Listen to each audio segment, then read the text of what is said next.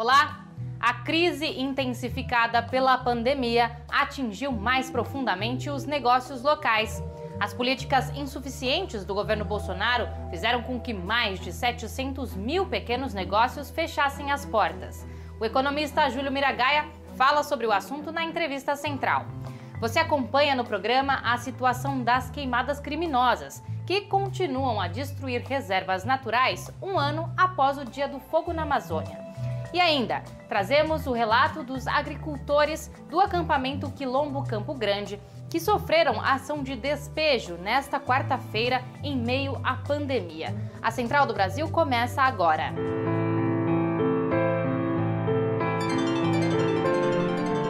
Central do Brasil.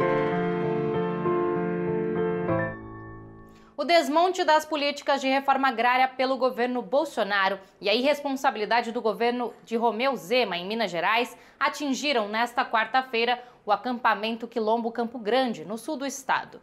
As 450 famílias agricultoras que moravam no local e produziam alimentos agroecológicos foram alvos de despejo ilegal em meio à calamidade pública declarada no estado. A estrutura da Escola Popular Eduardo Galeano foi a primeira a sofrer a reintegração de posse. A área já foi desocupada há mais de 3 meses. Isso é uma ação criminosa. É mais uma vez uma violência desse governo corrupto. As trabalhadoras e trabalhadores rurais denunciam que a decisão descumpre acordo que permitia a permanência das famílias no território enquanto há necessidade de isolamento social. Vamos acompanhar o relato da agricultora Débora Nunes, moradora do acampamento. Embarque imediato.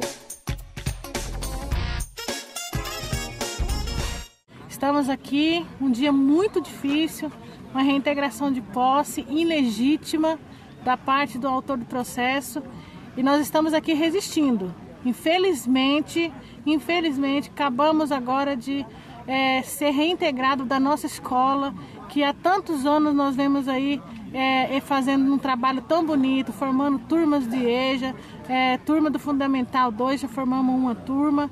Infelizmente, mas nós não vamos sair das terras onde eles querem entrar para dentro, onde moram os companheiros nossos, e nós vamos resistir, nós não vamos sair de lá. Então nós continuamos aqui em luta, todo mundo aqui resistindo, mesmo em tempo de pandemia. Sabemos que não podemos aglomerar, mas a gente está se cuidando, né? E vamos resistir nessa luta aí para não perder o lote dos nossos companheiros. Esta semana completou um ano do Dia do Fogo da Amazônia. Até agora, apenas 5% dos responsáveis foram autuados. De lá para cá, as queimadas só aumentaram. Atingem territórios do Amazonas, do Pantanal e até a zona serrana do Rio de Janeiro. Afonso Bezerra tem mais informações. Trilhos do Brasil. De acordo com dados do INPE, até o dia 9 de agosto foram registrados 23.479 focos de calor na Amazônia, um aumento de 1% em relação ao mesmo período do ano anterior. Em compensação, o número de multas caiu. Houve uma queda de 52,1% em comparação a 2019. Esta escalada da devastação é sentida pela comunidade mais próxima aos focos de incêndio, como explica José Cleanton Ribeiro, coordenador do Conselho Indigenista Missionário da Regional Norte. Os ataques às terras indígenas, os ataques às reservas extrativistas, né, que em tese deveriam ser as áreas mais protegidas, hoje, infelizmente, são as áreas mais atacadas. O Pantanal também passa pela sua fase mais crítica. A região enfrenta uma das secas mais duras da história, além de sofrer com o desmatamento e um intenso período de queimadas. Como forma de coibir as ações criminosas, o governo Bolsonaro lançou uma operação sob a tutela de uma GLO, a Garantia da Lei e da Ordem, comandada de perto pelo vice-presidente Hamilton Mourão. Mas, segundo a gestora ambiental do Greenpeace, Cristiane Mazetti, a operação é insuficiente para conter o desmatamento. A GLO é uma estratégia que o governo tem utilizado como uma grande resposta no combate ao desmatamento, e os números já mostraram que ela é altamente ineficaz. Isso porque está sendo executada pelas Forças Armadas, que não têm essa experiência, essa inteligência para fazer um trabalho mais estratégico de fiscalização. A coordenadora nacional da CPT, Jeane Bellini, explica que esta negligência do governo estimula as ações criminosas contra o meio ambiente. O governo brasileiro deixou muito claro, o Jair Bolsonaro deixou muito claro já entre a eleição e após qual foi o compromisso dele. E ele está cumprindo, né, de liberar a terra para o capital.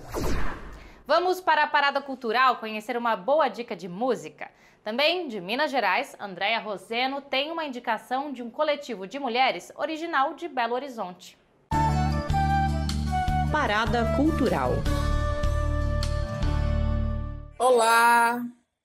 A dica cultural que eu trago hoje é um som que me acompanha assim, em vários momentos, desde que eu vi essas mulheres no palco. A gente pode encontrar esse som nas redes sociais, no YouTube, e eu estou falando do coletivo Negras Autoras aqui da cidade de Belo Horizonte. Ouça essas mulheres, escutem o que elas estão cantando, a mensagem que elas estão transmitindo. Enquanto a escalada fascista continua, o governo Bolsonaro é incapaz de solucionar os problemas econômicos dos pequenos e médios empreendedores. Sem políticas públicas, os comércios locais são obrigados a fechar e deixam milhares de outros trabalhadores desamparados. Vamos conhecer mais dessa realidade na reportagem de Camila Piacese. O comerciante Vinícius Maranhão trabalha como barbeiro há mais de 10 anos. Ele tinha sua loja em Sobradinho, no Distrito Federal, e atendia cerca de 10 pessoas por dia. Há 2 anos, montou um outro negócio, o de transporte escolar. Entretanto, com a pandemia e o isolamento social, os 2 ramos fecharam. Vinícius faz parte dos 716 mil empresários que encerraram definitivamente o empreendimento, segundo a pesquisa do IBGE, o Instituto Brasileiro de Geografia e Estatística. O número corresponde a mais da metade dos negócios que fecharam as portas na primeira quinzena de junho para evitar a disseminação do novo coronavírus. Porém, Vinícius usou a criatividade e se reinventou. Agora faz a divulgação da barbearia pelas redes sociais e atende em domicílio. Porque, querendo ou não, a gente não poderia ficar parado. A gente não tem renda pelo governo, não tem renda fixa mensal. Então, praticamente, a gente ganhava o que a gente trabalhava. E se a gente não trabalhar, a gente não tirava nada. Foi daí que me deu a ideia de trabalhar a domicílio, nos cortes, né, masculino. Já a empresária Inajá Abreu não teve a mesma sorte. Ela era dona de uma casa noturna na Avenida Beira-Mar de Fortaleza, mas a loja fechou na segunda semana de março, assim que começaram os decretos de isolamento social na cidade. E ela ainda não sabe se após a pandemia vai reabrir o comércio. O fechamento do estabelecimento foi às pressas. E aí, a partir daí, a gente teve que tomar decisões muito rápidas, né? De avaliar a situação e ver o que valeria a pena fazer no momento, né? E aí, devido a um aluguel, era numa área da praia, então era um aluguel, enfim, os custos de manter funcionando sem estar aberto ao público seria muito alto, né? 99% das empresas que fecharam as portas eram pequenos negócios, empreendimentos locais como esses da reportagem. A política econômica de Bolsonaro só permitiu que 12% das empresas tivessem acesso à linha de crédito emergencial. Jonatas Campos conversou sobre o assunto com o economista e ex-diretor do Sebrae, Júlio Miragaia. Entrevista Central. Olá, Em nossa entrevista central de hoje eu converso com Júlio Miragaia. Ele é economista, já trabalhou em diversos órgãos públicos brasileiros e já foi diretor do Sebrae, no Distrito Federal. Júlio, agradecemos a sua presença.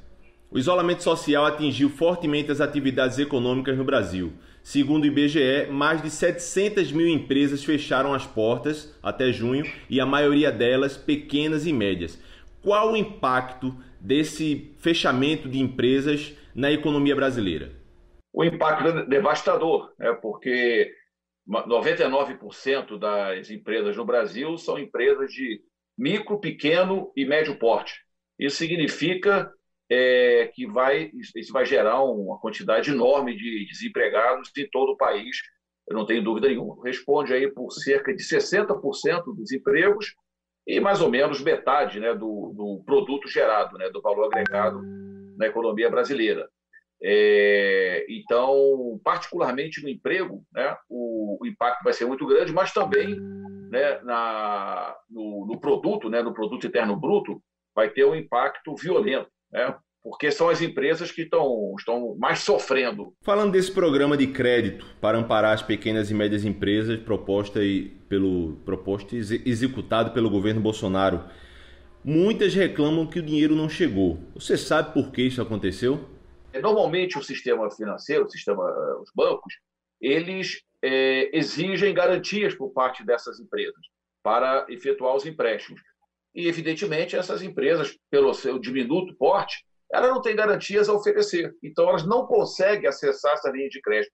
Na verdade, essas linhas de crédito se transformaram numa ficção, né? Porque o dinheiro está lá disponível, mas, na prática, as empresas não conseguem acessar. O que o governo deveria fazer, não só o governo federal, como os governos estaduais, é criar fundos de aval que permitam que essas empresas possam ter o governo ou instituições governamentais como avalistas e que elas possam, assim, ter acesso ao financiamento. Caso contrário, essas empresas nunca vão ter acesso a esses recursos.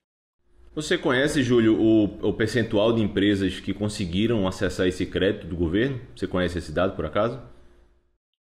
As informações são muito desencontradas, né? Mas são várias fontes, mas a gente fazendo um mix, né? Alguma coisa entre 5% e 10% das micro e pequenas empresas tem conseguido acesso aos recursos. Aliás, aí tem uma realidade extremamente perversa, né? Porque as grandes empresas, essas têm todas as garantias a oferecer, e as médias também, então essas conseguem acessar as linhas de financiamento. E quem mais precisa do financiamento nesse momento, que não tem reserva alguma, que são as micro e pequenas empresas, essas dificilmente conseguem acessar.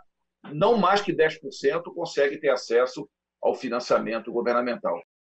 O presidente Jair Bolsonaro vetou a desoneração da folha de pagamento das empresas.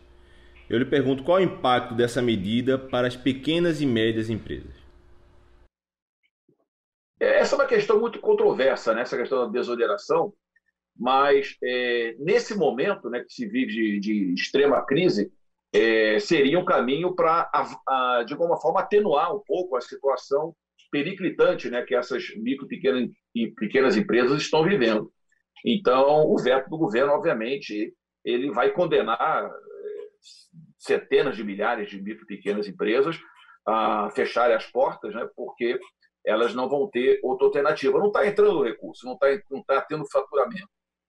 Também uma ilusão que está funcionando, né? Já está equivocado, né, o funcionamento nesse momento onde a pandemia está matando a todo dia mais de 1.000 pessoas. E mesmo funcionando, o movimento é muito pequeno, né, porque as pessoas têm receio, né, de acessar as atividades, os estabelecimentos comerciais. Então, o faturamento caiu muito, mesmo aquelas lojas que estão abertas, exceto, né, supermercado, farmácia, onde tem uma necessidade maior, mas onde essa necessidade não é premente, a gente pode observar são as lojas vazias, né? Então, com a queda brutal no faturamento, um dos caminhos, além do financiamento, né, que não tá chegando, reduzir, mesmo que momentaneamente, a carga tributária. Mas isso também parece que não é à disposição do governo Bolsonaro. A Central do Brasil está terminando. No QR Code que aparece aí na sua tela, você encontra todos os nossos conteúdos e as nossas redes sociais. Você também pode enviar mensagem para o nosso WhatsApp. Anota aí, 011 93081 3336. Até amanhã.